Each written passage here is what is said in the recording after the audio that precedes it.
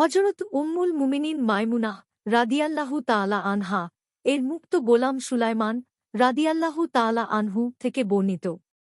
তিনি বলেন, একবার আমরা আব্দুল্লাহ ইবনু উমার রাদিয়াল্লাহু তাআলা আনহুমা এর নিকট মসজিদের আঙিনায় আসলাম। সে সময় মানুষেরা মসজিদে জামাতে নামাজ আদায় করছিল। আমরা ইবনু উমার রাদিয়াল্লাহু তাআলা আনহুমা কে জিজ্ঞেস করলাম, আপনি লোকদের সঙ্গে জামাতে নামাজ আদায় করছেন না কেন? জবাবে আব্দুল্লাহ ইবনু উমার রাদিয়াল্লাহু তাআলা আনহু বললেন, আমি নামাজ আদায় করে ফেলেছি।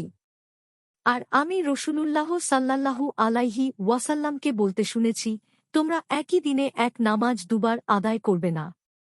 আহমদ, আবু দাউদ, নাসাই।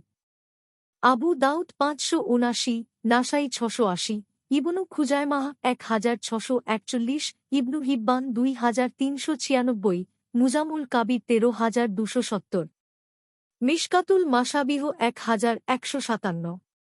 হাদিসের মান সহিহ।